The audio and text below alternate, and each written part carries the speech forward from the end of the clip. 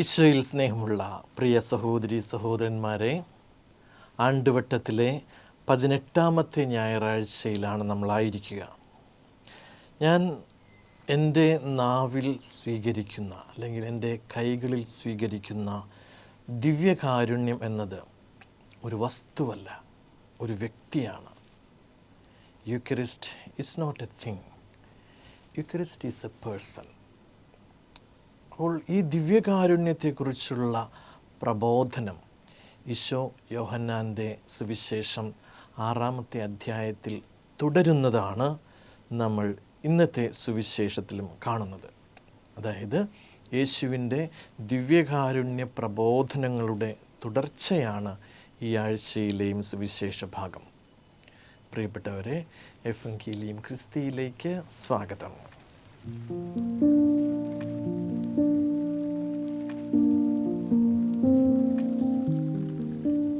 കഴിഞ്ഞ ആഴ്ചയിൽ നമ്മൾ വായിച്ച സുവിശേഷ ഭാഗം ഈ ആഴ്ചയിലെ സുവിശേഷത്തിൻ്റെ അല്ലെങ്കിൽ ഈശോയുടെ ദിവ്യകാരുണ്യ പ്രബോധനങ്ങളുടെ ഒരു ആമുഖമായിരുന്നു എന്ന് നമ്മൾ പറയുകയുണ്ടായി. അതായത് ഈശോ 5 അപ്പവും 2 മീനും വർദ്ധിപ്പിക്കുന്ന അത്ഭുതം ചെയ്തുകൊണ്ട് 5000-ഓളം വരുന്ന ഒരു ജനതയുടെ വിശപ്പകറ്റുന്നു.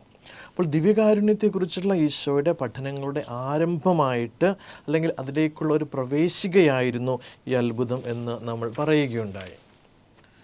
മരുഭൂമിയിൽ വെച്ച് വലിയ ഒരു ജനതയായ ഇസ്രായേൽ ജനത്തിന് മോശ മന്ന എന്ന സ്വർഗീയ അപ്പം നൽകി പരിപാലിക്കുന്നത് പോലെ പുതിയ നിയമത്തിൽ മരുഭൂമിയിൽ വെച്ച് തന്നെ ഈശോ അപ്പം വർദ്ധിപ്പിച്ചുകൊണ്ട് 5000-ഓളം പേരടങ്ങുന്നവരുടെ വിശപ്പടക്കുന്നതും തമ്മിലുള്ള ബന്ധം നമ്മൾ കഴിഞ്ഞ ആഴ്ചയിൽ കാണുകയുണ്ടായി. അപ്പോൾ തൻ്റെ ശരീരമാകുന്ന അപ്പം നൽകി ലോക അവസാനം വരെ നമ്മെ പരിപോഷിപ്പിക്കുവാനുള്ള ദിവ്യകാരുണ്യമെന്ന അതിമഹത്തായ കൂദാശയിലേക്കുള്ള ചൂണ്ടുവലകയായിരുന്നു ഈശോയുടെ അപ്പം വർദ്ധിപ്പിക്കുന്ന ആ ഒരു സംഭവം എന്ന് നമ്മൾ മനസ്സിലാക്കി. ഇവിടെ നമ്മൾ പ്രത്യേകം ശ്രദ്ധിക്കേണ്ട ഒരു കാര്യമുണ്ട്. ഈശോ തൻ്റെ ദിവ്യകാരുണ്യ പ്രബോധനത്തിന് സൂചകമായി എടുക്കുന്നത് സ്വർഗത്തിൽ നിന്നിറങ്ങിയ മന്ന ആണ്, അല്ലെങ്കിൽ സ്വർഗത്തിൽ നിന്നിറങ്ങിയ അപ്പമായ മന്നയാണ്. എന്നിട്ട് അവിടുന്ന് മന്നയെ തൻ്റെ ശരീരമാകുന്ന അപ്പത്തിൻ്റെ ആദിരൂപമായി, ഒരു പ്രോട്ടോടൈപ്പായി നമ്മുടെ മുൻപിൽ അല്ലെങ്കിൽ സുവിശേഷത്തിൽ അല്ലെങ്കിൽ ആ ജനങ്ങളുടെ മുൻപിൽ അവതരിപ്പിക്കുകയും ചെയ്യുന്നു. അപ്പോൾ ഇസ്രായേലിനെ സംബന്ധിച്ച് എന്തായിരുന്നു മന്ന എന്നും ഈശോ അതിന് നൽകുന്ന ഒരു പുതിയ മാനവുമാണ് ഇന്നത്തെ നമ്മുടെ ദൈവവചനം നമ്മോട് പറയുക. ഇന്നത്തെ ആദ്യത്തെ വായനയും സുവിശേഷവും അത് മനസ്സിലാക്കുവാനായിട്ട് നമ്മെ ഏറെ സഹായിക്കുന്നതാണ്. പഴയ നിയമത്തിലെ മോശയിലും മന്നയിലും നിന്ന് പുതിയ നിയമത്തിലെ യേശുവിലേക്കും അവിടുത്തെ ജീവൻ്റെ അപ്പത്തിലേക്കുമൊന്ന് നമുക്കൊന്ന് സഞ്ചരിക്കുവാനായിട്ട് ശ്രമിക്കാം. അപ്പോൾ പുറപ്പാടിൻ്റെ പുസ്തകത്തിൽ നിന്നുള്ള ഇന്നത്തെ 1-ാം വായനയിൽ നാം കാണുക, ഫറവോയുടെ കുതിരകളും രഥങ്ങളും ചെങ്കടലിൻ്റെ അഗാധങ്ങളിൽ മുങ്ങിത്താഴുന്നതോടെ ഈജിപ്തിൽ നിന്നുള്ള ഇസ്രായേൽ മക്കളുടെ വേർപിരിയൽ അല്ലെങ്കിൽ വിടപറയൽ പൂർണ്ണമാവുകയാണ്. അതായത് അടിമത്തത്തിൻ്റെ നാട്ടിൽ നിന്നും അവരുടെ പീഡനങ്ങളുടെയും വേദനകളുടെയും അനുഭവം ചെങ്കടൽ കടക്കുന്നതിലൂടെ അവർക്ക് തീരുകയാണ്. ഇനി അവർക്ക് ഫറവോയെയോ ഈജിപ്തിനെയോ അവരുടെ അടിമത്തത്തെയോ പീഡനങ്ങളെയോ പേടിക്കേണ്ടതില്ല. അടിമത്തത്തിൻ്റെ അധ്യായം അവരുടെ ജീവിതത്തിൽ എന്നേക്കുമായി അവസാനിച്ചു. എന്നാൽ അവിടെ മുതൽ മറ്റൊരു കാര്യം ആരംഭിക്കുകയാണ്. മരുഭൂമിയിലൂടെയുള്ള അലച്ചിലിൻ്റെ നാളുകൾ, മരുഭൂമിയിലൂടെയുള്ള കഷ്ടപ്പാടിൻ്റെ മറ്റൊരു കാലത്തിൻ്റെ ആരംഭം കൂടെയാണിത്. അപ്പോൾ അവർക്ക് വാഗ്ദാനം ചെയ്യപ്പെട്ടിരുന്ന നാട്ടിലേക്കുള്ള അവരുടെ യഥാർത്ഥ യാത്ര ആരംഭിക്കുന്നത് ഈ ചെങ്കടൽ കടക്കുന്നതോടെയാണ്. എന്നാൽ അവിടെ നിന്ന് തന്നെയാണ് അവരുടെ പരിഭവങ്ങളും പരാതികളും പിറുപിറുക്കലുകളുമെല്ലാം ആരംഭിക്കുന്നതും. ഇന്നത്തെ ഒന്നാമത്തെ വായനയിൽ നാം വായിക്കുന്നുണ്ട്, അക്കാലത്ത് മരുഭൂമിയിൽ വെച്ച് ഇസ്രായേൽ സമൂഹം ഒന്നടങ്കം മോശയ്ക്കും അഹറോനുമെതിരായി പിറുപിറുത്തു. ഇസ്രായേൽക്കാർ അവരോട് പറഞ്ഞു, മോശയോടും അഹറോനോടും പറഞ്ഞു, ഈജിപ്തിൽ ഇറച്ചിപ്പാത്രത്തിനടുത്തിരുന്ന് തൃപ്തിയാവുവോളം അപ്പം തിന്നുകൊണ്ടിരുന്നപ്പോൾ കർത്താവിൻ്റെ കരത്താൽ കൊല്ലപ്പെട്ടിരുന്നുവെങ്കിൽ ഞങ്ങൾക്ക് എത്ര നന്നായിരുന്നു. ഞങ്ങൾക്ക് അവിടെ വെച്ച് മരിച്ചാൽ മതിയായിരുന്നു എന്നാണ് അവർ പറയുന്നത്. എന്നാൽ ഇപ്പോൾ നിങ്ങൾ എന്താണ് ചെയ്യുക? അവർ മോശയോട് പിറുപിറുക്കുകയാണ്. സമൂഹം മുഴുവനെയും പട്ടിണിക്കിട്ട് കൊല്ലാനായി ഈ മരുഭൂമിയിലേക്ക് ഞങ്ങളെ കൊണ്ടുവന്നിരിക്കുകയാണ്. ഇതാണ് അവരുടെ വേവലാതി. വളരെ ക്രൂരവും വളരെ നന്ദി കെട്ടതുമായ ഒരു പരാതിയാണ് അവരുടേത്. നമുക്ക് വളരെ അവിശ്വസനീയമായിട്ട് തോന്നാം, കാരണം അവർ പെട്ടെന്ന് കാര്യങ്ങളൊക്കെ മറന്നു പോകുന്നു. ഏതാനും ദിവസങ്ങൾക്ക് മുൻപാണ് വളരെ അത്ഭുതകരമായി അവരെ ഫറവോയുടെ പടയാളികളിൽ നിന്ന്, അല്ലെങ്കിൽ അടിമത്തത്തിൻ്റെ നാട്ടിലെ പീഡനങ്ങളിൽ നിന്ന് മോചിപ്പിക്കുകയും ചെങ്കടലിൽ താഴ്ന്നു പോകാതെ രക്ഷിച്ച് കാത്തു പരിപാലിച്ച് അക്കരെ കടത്തിയതും കഴിഞ്ഞ ദിവസങ്ങളിലാണ്. അവർ പെട്ടെന്ന് തന്നെ മറന്നുപോയതെല്ലാം. പക്ഷെ അതെല്ലാം അവർ മറന്നു. ഈജിപ്തിലെ ഇറച്ചിപ്പാത്രത്തിൻ്റെ ഓർമ്മ അവരെ കർത്താവിൻ്റെ അത്ഭുത പ്രവൃത്തികളെ മറന്നു കളയുവാൻ തക്കമുള്ളതായിരുന്നു. പക്ഷേ ദൈവം അവരെ ശിക്ഷിക്കുകയോ ഒന്നും ചെയ്യുന്നില്ല. കർത്താവ് മോശയോട് പറയുകയാണ്, ഞാൻ നിങ്ങൾക്കായി ആകാശത്തിൽ നിന്ന് അപ്പം വർഷിക്കും. ദൈവം അവരുടെ പരാതിക്ക് പരിഹാരമായി ഇതുവരെ അവർ കാണുകയോ കേൾക്കുകയോ എന്തെന്ന് അറിയുകയോ ചെയ്തിട്ട് പോലുമില്ലാത്ത ഒരു അപ്പം ദൈവം അവരുടെ പരാതിക്ക് പരിഹാരമായി ഇതുവരെ അവർ കാണുകയോ കേൾക്കുകയോ എന്തെന്ന് അറിയുകയോ ചെയ്തിട്ട് പോലുമില്ലാതിരുന്ന ഒരു അപ്പം അവർക്ക് ആകാശത്തിൽ നിന്ന് വർഷിച്ചു കൊടുക്കുകയാണ്. അത് കണ്ടപ്പോൾ അവർ പരസ്പരം ചോദിച്ചു, മന്ന, ഇതെന്താണ്? മോശ അവരോട് പറയുന്നു, കർത്താവ് നിങ്ങൾക്ക് ഭക്ഷണമായി തന്നിരിക്കുന്ന അപ്പമാണിത്.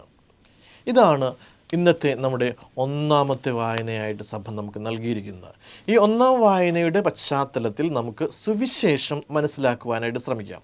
അപ്പോൾ ഈശോ വർദ്ധിപ്പിച്ച് നൽകിയ അപ്പം ഭക്ഷിച്ചതിന് ശേഷം ജനങ്ങളെല്ലാവരും പിന്നെ ഈശോയുടെ പിറകെ ഈശോയെ അന്വേഷിച്ച് നടപ്പാണ്. എന്തിനാണ്? ഈശോയിൽ നിന്ന് ഇനിയും ഇതുപോലുള്ള അത്ഭുതങ്ങൾ പ്രതീക്ഷിച്ചുകൊണ്ട്. എന്താണ് അവർ യേശുവിൽ നിന്ന് പ്രതീക്ഷിക്കുന്നത്? അത് തങ്ങളുടെ പിതാക്കന്മാർ മരുഭൂമിയിൽ വെച്ച് മന്ന ഭക്ഷിച്ചതുപോലെ ആ മന്ന ഇപ്പോൾ നീ ഞങ്ങൾക്ക് നൽകണം.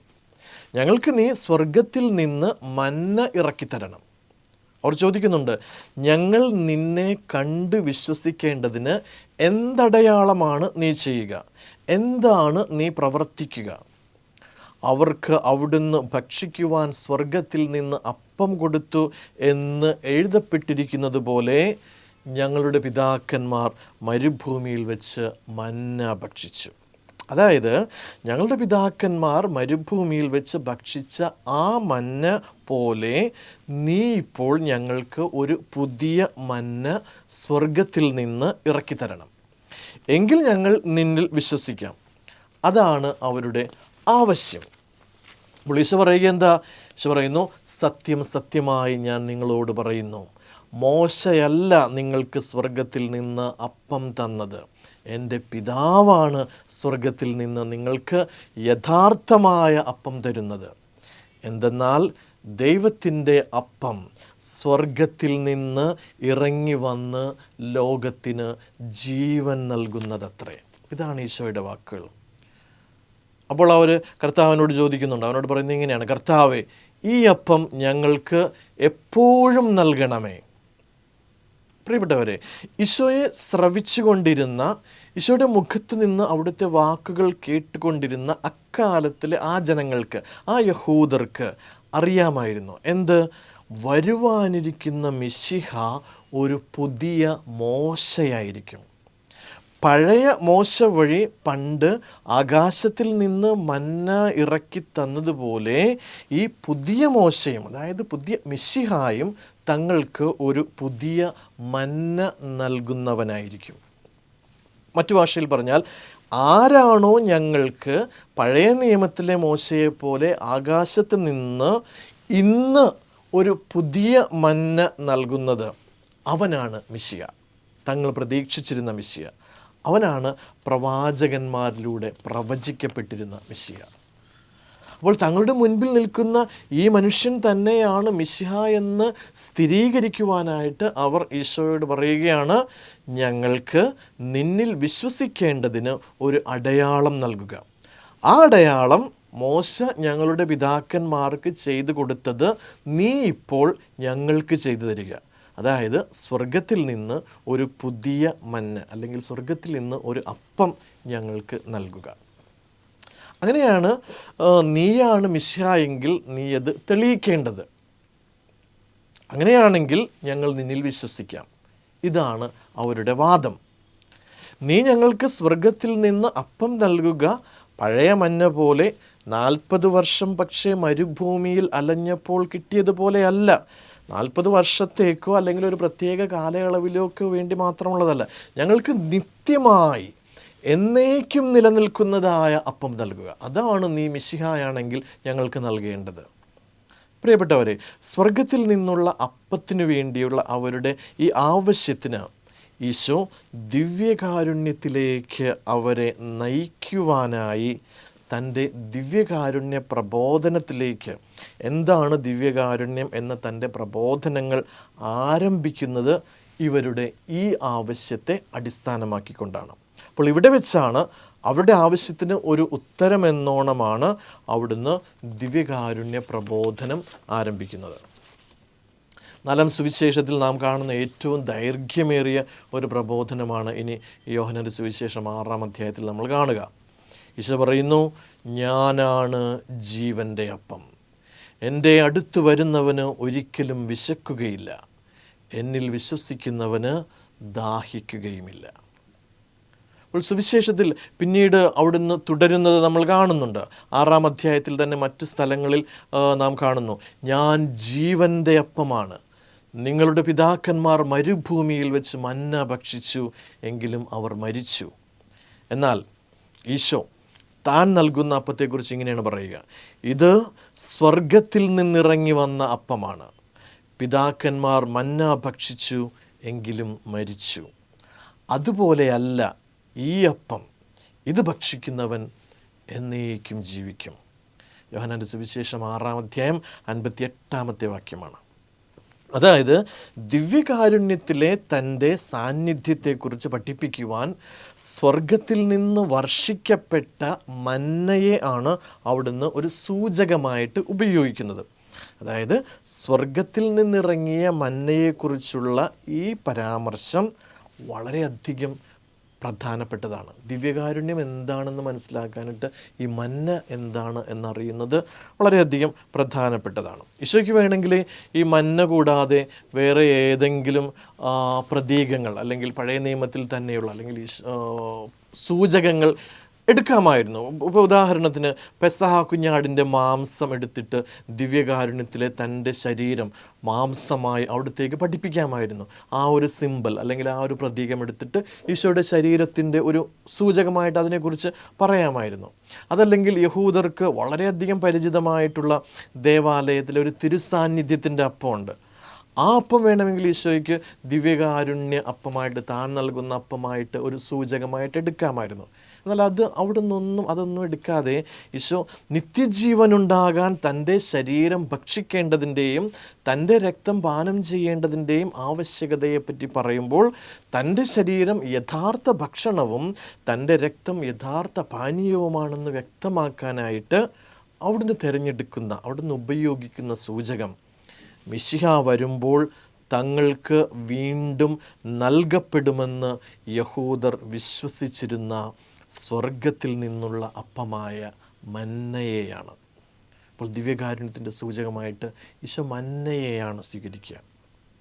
അപ്പോൾ എങ്ങനെയാണ് സ്വർഗത്തിൽ നിന്നിറങ്ങിയ പഴയ മന്നയും ഈശോയുടെ ശരീരമാകുന്ന ജീവൻ്റെ അപ്പവും തമ്മിൽ ഒത്തുപോവുക എങ്ങനെയാണ്?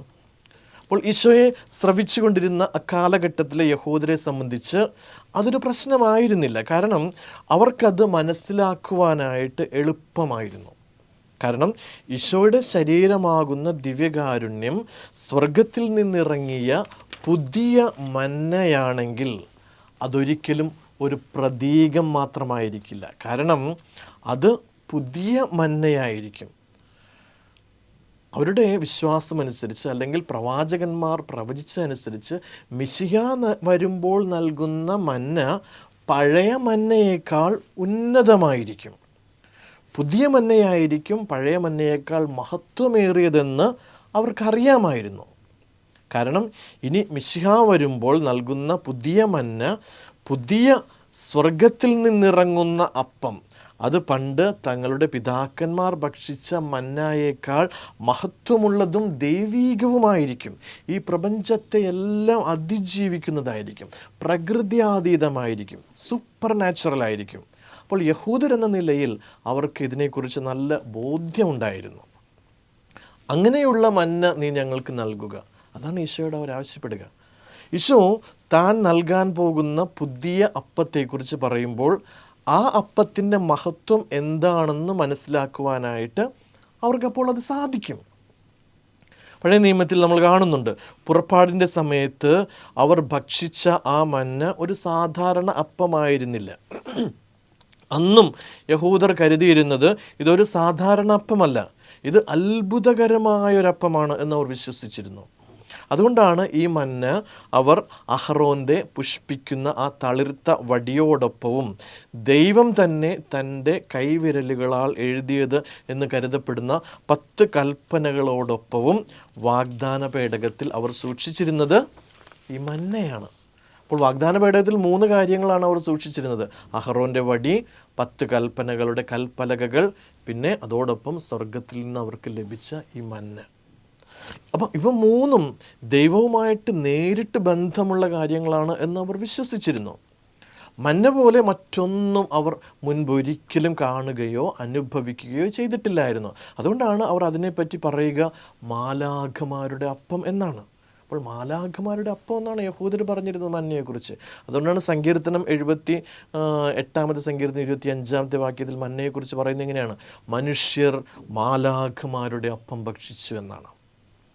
പിന്നീടുള്ള യഹൂദ പാരമ്പര്യങ്ങളെല്ലാം തന്നെ ഉറച്ചു വിശ്വസിക്കുന്നത് മന്ന, അതായത് പഴയ അവർക്ക് മരുഭൂമിയിൽ വെച്ച് ഇറക്കി കിട്ടിയ മന്ന സ്വർഗത്തിൽ നിന്നുള്ള യഥാർത്ഥ അപ്പം തന്നെയായിരുന്നു എന്നാണ്. യഹൂദരുടെ പാരമ്പര്യങ്ങളെക്കുറിച്ച്, അല്ലെങ്കിൽ അവരുടെ വിശ്വാസത്തെക്കുറിച്ച്, ജീവിത രീതികളെക്കുറിച്ചൊക്കെയുള്ള ഒരു പ്രത്യേക ശേഖരമുള്ള ഒരു പുസ്തകമുണ്ട്. അതിനറിയപ്പെടുക മിഷ്ന എന്നാണ്.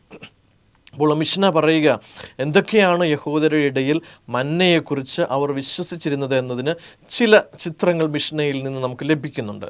അതുപ്രകാരം മന്ന ആദത്തിൻ്റെയും ഹവ്വയുടെയും വീഴ്ചയ്ക്ക് മുൻപ് തന്നെ ദൈവം സൃഷ്ടിച്ചതും ഉണ്ടായിരുന്നതുമാണ്. അപ്പോൾ മിശിഹ ആഗതനാകുന്നത് വരെ സ്വർഗത്തിലെ ദേവാലയത്തിൽ സൂക്ഷിക്കപ്പെടുന്ന ഒരു കാര്യമാണ് മന്ന. അതായത് പാപം ലോകത്തിലേക്ക് പ്രവേശിക്കുന്നതിന് മുൻപ് തന്നെ മന്ന സ്വർഗത്തിലുണ്ട്. അത് മിശിഹ വരുന്നത് വരെ അവിടെ സ്വർഗത്തിൽ സൂക്ഷിക്കപ്പെടും. ഇതാണ് യഹൂദരുടെ ഇടയിലെ മന്നയെക്കുറിച്ചുള്ള അവരുടെ വിശ്വാസം. ഇതാണ് മിഷ്ന നമ്മളോട് പറയുക. ആ മന്നയെക്കുറിച്ചുള്ള ആ അറിവിൻ്റെ പശ്ചാത്തലത്തിലാണ് ഈശോ പറയുക, ഞാൻ സ്വർഗത്തിൽ നിന്ന് അപ്പം ഇറക്കിത്തരും, സ്വർഗത്തിൽ നിന്നുള്ള അപ്പം. അപ്പോൾ എന്താണ് ഈശോ ഉദ്ദേശിക്കുന്ന ഈ അപ്പമെന്ന് നമുക്ക് മനസ്സിലാവും. അപ്പോൾ സൃഷ്ടിയുടെ ആരംഭം മുതൽ തന്നെ ആ മന്ന ഉണ്ടായിരുന്നു എന്ന് അവർ വിശ്വസിച്ചിരുന്നു. ഉദാഹരണത്തിന് മിഷ്ന ഇപ്രകാരം പറയുന്നുണ്ട്, സൃഷ്ടിയുടെ 7-ാം ദിവസത്തിൻ്റെ, അതായത് സാബത്ത് ദിവസത്തിൻ്റെ തലേ ദിവസം വൈകുന്നേരം ദൈവം സൃഷ്ടിച്ച 10 അമൂല്യമായ വസ്തുക്കളുണ്ട്, വിശിഷ്ടമായ വസ്തുക്കളുണ്ട്. അതിലൊന്നായിരുന്നു മന്ന എന്നാണ് മിഷ്ന പറയുക. മറ്റു 2 കാര്യങ്ങൾ നമ്മൾ നേരത്തെ പറഞ്ഞ പോലെ അഹറോൻ്റെ വടിയും കർത്താവിൻ്റെ 10 കൽപ്പനകളുടെ കൽപ്പലകകളുമായിരുന്നു. അതായത് യഹൂദരെ സംബന്ധിച്ച് മന്ന എന്നത് മരുഭൂമിയിൽ വെച്ച് തങ്ങളുടെ പിതാക്കന്മാർക്ക് താൽക്കാലികമായി വിശപ്പടക്കാൻ മാത്രം ലഭിച്ച ഒരപ്പം അത് മാത്രമായിരുന്നില്ല, മറിച്ച് അത് ലോക സൃഷ്ടിക്ക് മുൻപ് തന്നെയുള്ള ഒരപ്പമായിരുന്നു. അപ്പോൾ ആദത്തിൻ്റെയും ഹവ്വയുടെയും വീഴ്ചയ്ക്ക് മുൻപ് തന്നെയുള്ള ഒരപ്പമായിരുന്നു. അതായത് പാപവും മരണവും സൃഷ്ടികളെ കീഴ്പ്പെടുത്തുന്നതിന് മുൻപ് സ്വർഗത്തിൽ അത്യുന്നതങ്ങളിൽ ദൈവത്തിൻ്റെ സന്നിധിയിൽ ആ മന്ന ഉണ്ടായിരുന്നു. ഇതായിരുന്നു അവരുടെ മന്നയെക്കുറിച്ചുള്ള വിശ്വാസം. അപ്പോൾ ഈ യഹൂദ വിശ്വാസത്തിൻ്റെ പശ്ചാത്തലത്തിലാണ് നമ്മുടെ വിശ്വാസത്തെക്കുറിച്ച് നമ്മളൊന്ന് മനസ്സിലാക്കേണ്ടത്. യഹൂദൻ്റെ വിശ്വാസമനുസരിച്ച് ആ പഴയ മന്ന സ്വർഗത്തിൽ നിന്നുള്ള അതിസ്വാഭാവികമായ ഒരു സൂപ്പർ നാച്ചുറലായ മന്ന, ഒരു അപ്പമാണെങ്കിൽ മിശിഹ വരുമ്പോൾ നൽകുന്ന പുതിയ മന്ന ആ പഴയ മന്നയേക്കാൾ ഉന്നതമായിരിക്കും. അങ്ങനെയെങ്കിൽ ആ മന്ന ഒരു വെറുമൊരു പ്രതീകം മാത്രമായിരിക്കില്ല, എന്തിൻ്റെയെങ്കിലും ഒരു പ്രതീകമായിരിക്കില്ല അത്. ഇവിടെയാണ് നമ്മൾ പലപ്പോഴും പറയുന്നത് ദിവ്യകാരുണ്യം പ്രതീകമാണ് എന്ന്. ഒരിക്കലും അല്ല. അപ്പോൾ മിശിഹ വരുമ്പോൾ നമുക്ക് നൽകിയ ആ ദിവ്യകാരുണ്യം പ്രതീകമല്ല. ആ മിശിഹ വരുമ്പോൾ നൽകുന്നത് പഴയ നിയമത്തിൽ, പഴയ ഉടമ്പടിയിൽ അവർ അനുഭവിച്ചതിനേക്കാൾ ഉന്നതമായിരിക്കണം. അതാണ്. അപ്പോൾ പുതിയ മന്ന അന്ന് ലഭിച്ച മന്നയേക്കാൾ എത്രയോ അത്യുന്നതവും മഹത്വവും അതിസ്വാഭാവികവും ദൈവികവുമായിരിക്കണം. അപ്പോൾ പഴയ മന്ന മാലാഖമാരുടെ അപ്പമായിരുന്നെങ്കിൽ പുതിയ മന്ന അതിനേക്കാൾ ശ്രേഷ്ഠമായിരിക്കണം, മഹത്വമേറിയതായിരിക്കണം. അപ്പോൾ യഹൂദരെ സംബന്ധിച്ചിടത്തോളം മന്ന ഒരു സാധാരണ കാര്യം ആയിരുന്നില്ല എന്ന് നമ്മൾ കണ്ടു. അതുകൊണ്ട് തന്നെ അപ്പം എടുത്തിട്ട് അവർ ആദ്യം ചോദിക്കുന്നത് എന്താണ്? മന്ന, ഇതെന്താണ്? ആ ഒരു അപ്പത്തെ സംബന്ധിച്ച് ഇതെന്ത് എന്ന ചോദ്യം ഇന്നും ആവർത്തിക്കപ്പെടുകയാണ്. ഈശോ നൽകുന്ന സ്വർഗീയ മന്ന, അതിനെ നോക്കി ഇന്ന് മനുഷ്യർ ചോദിക്കുന്നു, ഇതെന്താണ് ഈ അപ്പം? ഇതൊരു സാധാരണ അപ്പമല്ലേ? അല്ലെങ്കിൽ ഇതൊരു സാധാരണ അപ്പമാണോ? നമ്മൾ കാണുന്ന ചെറിയ കോതമ്പിൻ്റെ അപ്പം, അതെന്താണ്? ഈ ചോദ്യം ഇന്നും ആവർത്തിക്കപ്പെടുകയാണ്. അപ്പോൾ അത് മനസ്സിലാക്കുക എന്നതാണ്, ആ ചോദ്യത്തിൻ്റെ ഉത്തരം മനസ്സിലാക്കുക എന്നതാണ് നമ്മുടെ വിശ്വാസം. യഹൂദരെ സംബന്ധിച്ചിടത്തോളം അവരുടെ മന്ന ഏറ്റവും പ്രധാനപ്പെട്ട, ഏറ്റവും മഹത്തായ ഒരു കാര്യമായിരുന്നു. അത് സ്വർഗീയ അപ്പമാണെന്ന് അവർ മനസ്സിലാക്കിയത് കൊണ്ടാണ്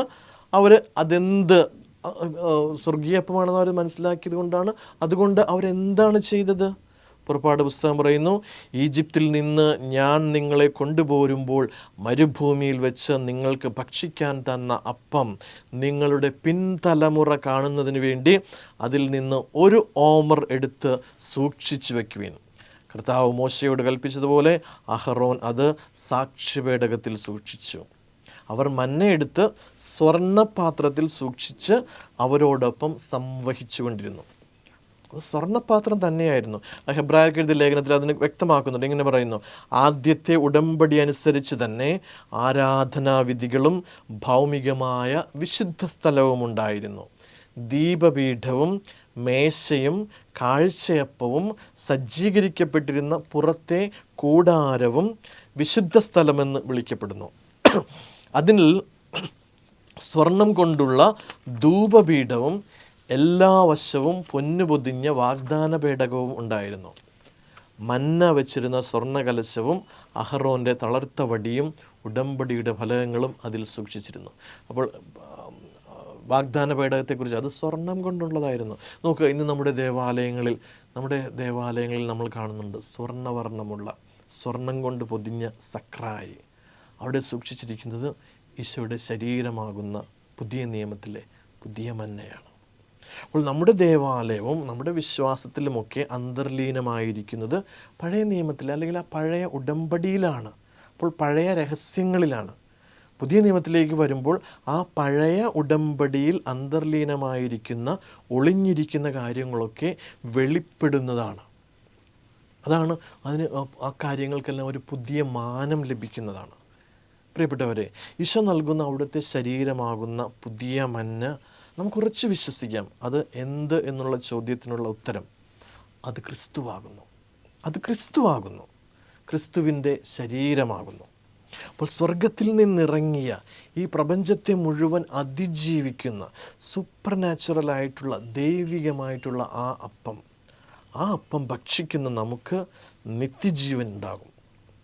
ആ നിത്യജീവൻ നൽകുന്ന ആ അപ്പത്തിലേക്ക് നമുക്ക് നോക്കാം. ഓർക്കുക, നമ്മൾ കൈകളിൽ സ്വീകരിക്കുന്ന, നമ്മൾ നാവിൽ സ്വീകരിക്കുന്ന ആ അപ്പം അതൊരു വസ്തുവല്ല, അതൊരു വ്യക്തിയാണ്. Eucharist is not a thing. Eucharist is a person. Eucharist is not something. Eucharist is someone. അത് ക്രിസ്തുവാണ്. പ്രിയപ്പെട്ടവരെ, ഈ ക്രിസ്തുവിൻ്റെ ദിവ്യകാരുണ്യ പ്രബോധനങ്ങളെക്കുറിച്ചുള്ള യോഹന്നാൻ്റെ സുവിശേഷത്തിലെ വായനകൾ ഈ അടുത്ത 3 ഞായറാഴ്ചകൾ കൂടെ തുടരുന്നതായിരിക്കും. നമുക്കപ്പോൾ അത് കൂടുതലായിട്ട് മനസ്സിലാക്കുവാനായിട്ട് ശ്രമിക്കാം. ഏവർക്കും അനുഗ്രഹപ്രദമായ നല്ല ഒരു ഞായറാഴ്ച ആശംസിക്കുന്നു. നന്ദി.